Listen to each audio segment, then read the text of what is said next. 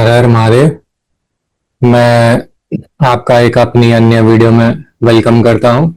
तो इस वीडियो में हम शिव महापुराण महात्म्य के प्रथम अध्याय के 11 से 15 मंत्र देखेंगे। पहले 10 मंत्र हम देख चुके हैं, जो कि आप पिछली वीडियो में जाके देख सकते हैं। तो चलो 11वां मंत्र देखते हैं। तो मंत्र पे ले जाने से पहले मैं आपको ये छोटा सा चित्र दिखाना चाहूंगा। तो इसमें यह दिख रहा है कि ये जो लड़का है ये किसी बूढ़े बुजुर्ग की हेल्प कर रहा है, उन्हें खाना खिला रहा है। और यहाँ पे हमारे ऋषिगण जो है किसी पुस्तक को पढ़ रहे हैं। ठीक है, तो क्या कह रहा है 11वां मंत्र? जन्मांतरे भवेत पुण्यम महादेस्य सुधीमतम तस्य प्रीतिर्भवेत तत्तर महाभाग्यवतो मुने। अभी इसका शब्द सा अर्थ जान लेते हैं। जन्मांतरे दूसरे जन्म में या आगामी जन्म में, या यूं भी कह सकते हैं कि पूर्व जन्म में। भवेत यानी प्राप्त होता है या होता है। पुण्यम पुण्य, महत यानी महान, यस्य जिसका, सुधीमतः बुद्धिमान व्यक्ति का, तस्य उसका, प्रीति प्रेम या रुचि, भवेत होती है, तत्तर वहां उसमें, महाभाग्यवतः अत्यंत भाग्यशाली, मुने हे मुनि श्रेष्ठ। इस मंत्र का क्या भावार्थ है? हे मुने, जिस बुद्धिमान मनुष्य के पूर्व जन्म के बड़े पुण्य होते हैं, उसी महाभाग्यशाली व्यक्ति को इस पुराण में प्रीति होती है या रुचि होती है या लगन होती है। कहने का मतलब यही है कि जो बुद्धिमान व्यक्ति, जिसने कि पहले के जन्म में अच्छे काम किए होते हैं, पुण्य किए होते हैं, उसी व्यक्ति को, कैसा व्यक्ति?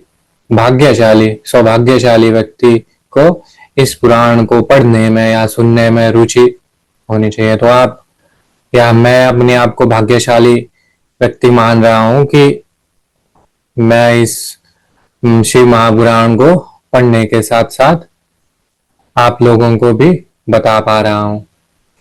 तो इस मंत्र से हमें क्या सीखने को मिलता है, क्या इसके मुख्य बिंदु है? तो शिव महापुराण के प्रति प्रेम होना सहज नहीं है। तो शिव महापुराण नामक जो ये ग्रंथ है, इसके प्रति हमें प्रेम है, इस ग्रंथ से हमें रुचि है, तो यह सहज नहीं है, यह विशेष है। यह प्रेम जो है पूर्व जन्मों के महान पुण्य का परिणाम है।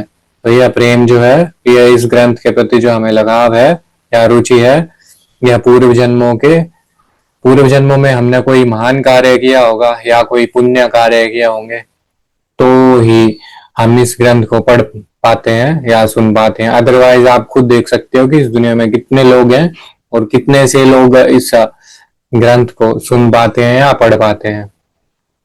ऐसा व्यक्ति जो है वास्तव में महाभाग्यवान और पुण्य आत्मा होता है। शिव पुराण में रुचि लेना स्वयं में ही भाग्य का संकेत है। शिव महापुराण ग्रंथ में इंटरेस्ट लेना जो है वो भाग्य का संकेत है। अपने आप को हमें भाग्यशाली मानना चाहिए। मैं अपने आप को भाग्यशाली मानता हूं कि मैं शिव महापुराण ग्रंथ को पढ़ रहा हूं और आप लोगों के साथ शेयर कर रहा हूं। अभी जो लोग इसमें जुड़ रहे हैं कंटिन्यूसली, वो भी अपने आप को भाग्यशाली समझ सकते हैं, और जो नहीं जुड़ रहे हैं वो आप खुद समझ सकते हो। अभी 5वां पॉइंट क्या है? साधक को इसे पहचान कर और अधिक भक्ति व श्रद्धा से इसका अध्ययन व श्रवण करना चाहिए। साधक कौन? जो इस ग्रंथ को पढ़ रहे हैं या इसकी तपस्या कर रहे हैं, है ना, वो साधक है। जैसे स्टूडेंट होता है क्लास में, वैसे ही यहाँ पे साधक कहा गया है।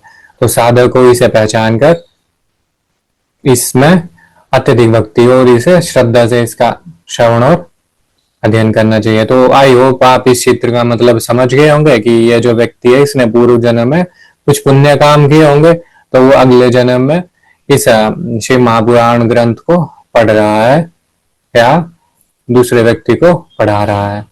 अभी 12वां मंत्र देखते हैं। एतत् शिव पुराणम ही परमम शास्त्रम उत्तमम शिव रूपम क्षितौ जेयम सेवनीयम च सर्वथा। एतत् यानी यह, शिव पुराणम शिव पुराण ही यानी निश्चय ही, वास्तव में परमम सर्वोत्तम, शास्त्रम यानी शास्त्र, उत्तमम यानी उत्तम, शिव रूपम स्वयं शिव स्वरूप, क्षितौ पृथ्वी पर, जेयम जानना चाहिए या समझना चाहिए, सेवनीयम आचरण करने योग्य या पालन करने योग्य, च और सर्वथा यानी सब प्रकार से, पूर्ण रूप से।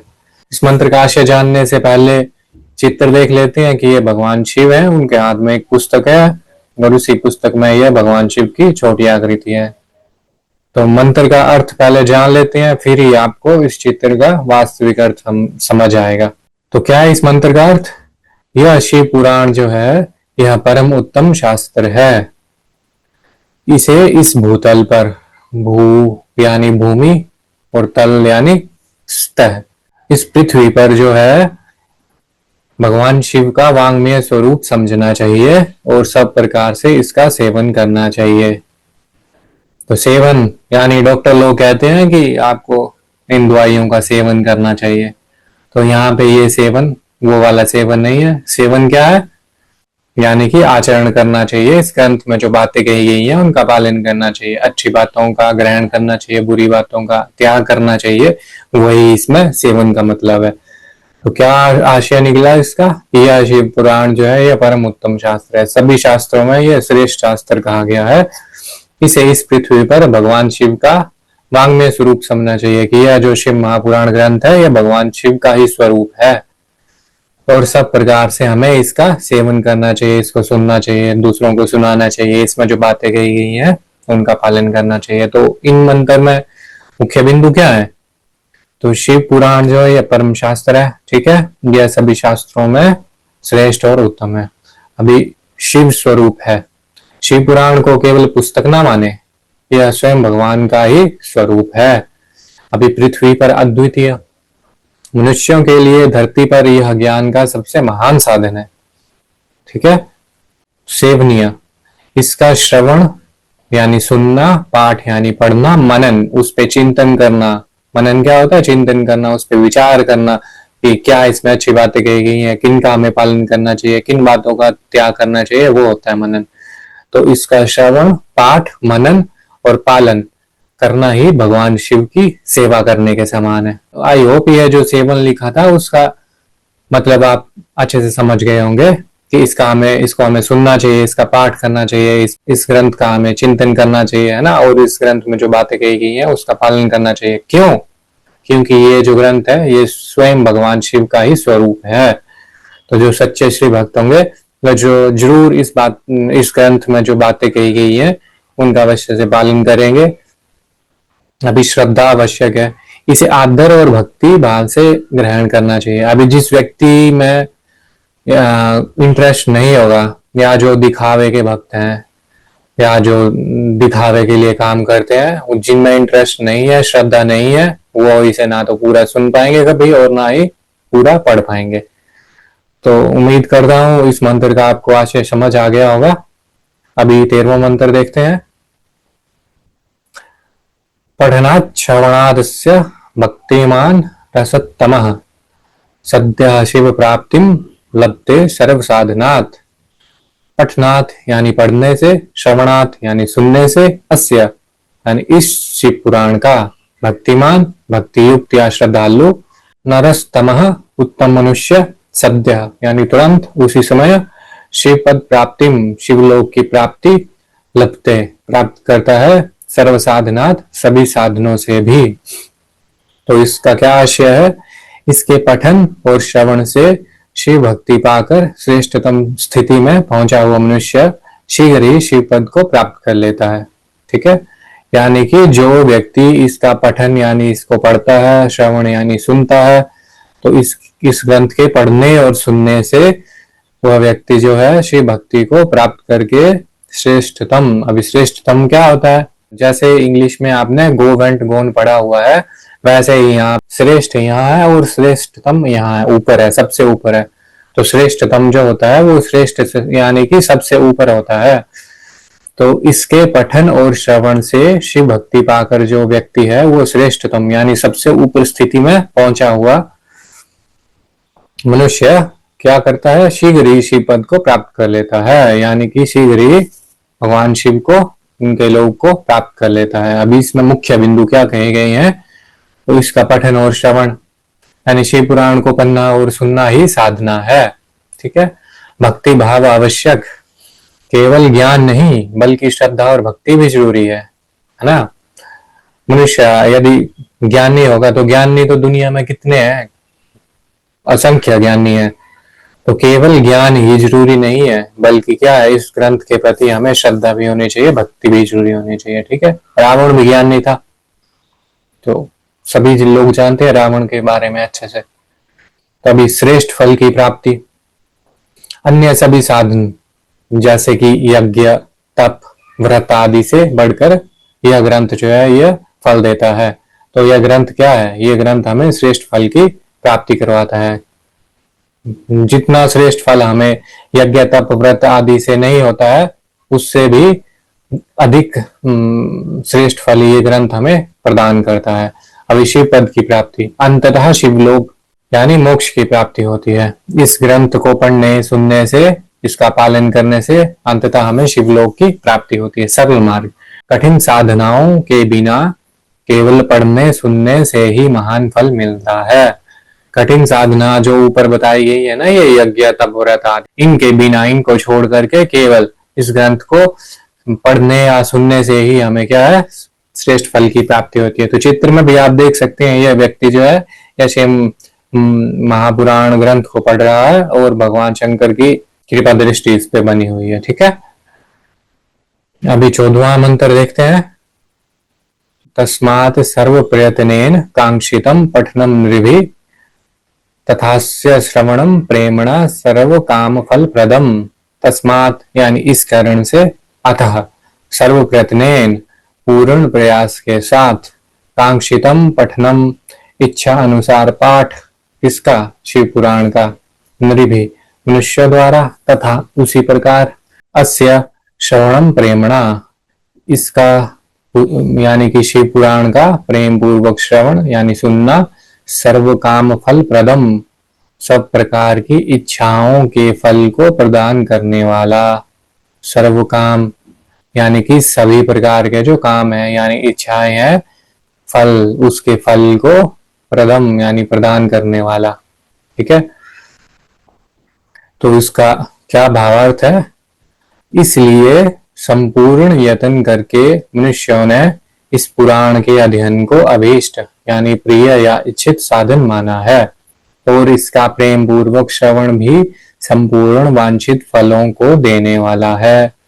यानी कि मनुष्य जो है ना, वो सब प्रकार से यत्न करके क्या, इस पुराण के अध्ययन को उन्होंने अभीष्ट माना है या इच्छित माना है। वो जो है, जो भी व्यक्ति अपनी इच्छा से इस पुराण को सुनता है, तो यह पुराण जो है संपूर्ण फलों को देने वाला है। अभी इसमें मुख्य बिंदु क्या कहे गए हैं, शिव पुराण का पठन जो है वह पूर्ण निष्ठा और प्रयास से करना चाहिए। व्यक्ति को पूरी डेडिकेशन के साथ इसका पठन करना चाहिए। केवल पढ़ना ही नहीं बल्कि प्रेम और श्रद्धा से सुनना भी आवश्यक है। इसका श्रवण और पठन यानी सुनना और पढ़ना जो है, यह सभी काम फल यानी जीवन की सभी इच्छाओं को पूरा करता है। भक्ति पूर्वक श्रवण और पठन से मोक्ष व संसारिक दोनों प्रकार के फल प्राप्त होते हैं।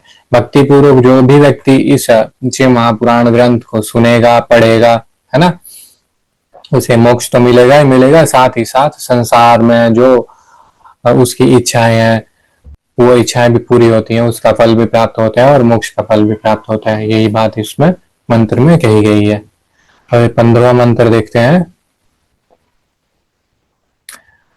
पुराण श्रवणात् शंभोर निष्पापो जायते नरः भुक्त्वा भोगान सुविपुलान शिवलोकम अवाप्नुयात्।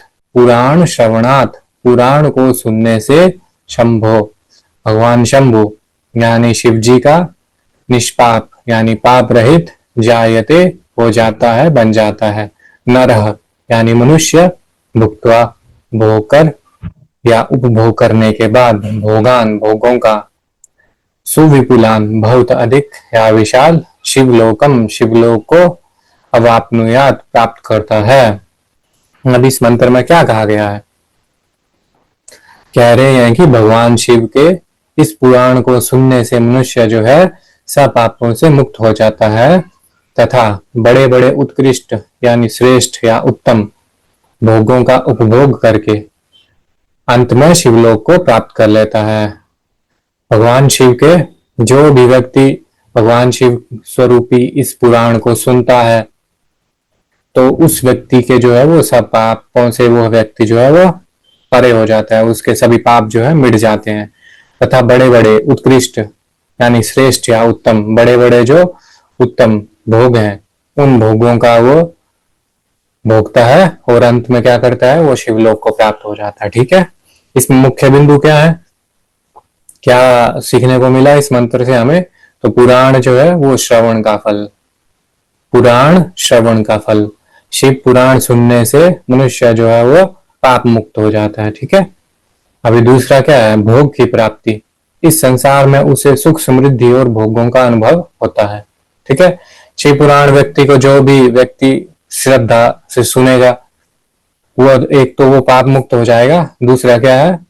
उसे सुख समृद्धि मिलती है और वो भोगों को भोगता है और परम फल अंत में वो क्या करता है? शिवलोक की प्राप्ति करता है। भोग तो भोगता ही है और अंत में क्या होता है? वो शिवलोक को प्राप्त कर लेता है। निष्कर्ष क्या निकला?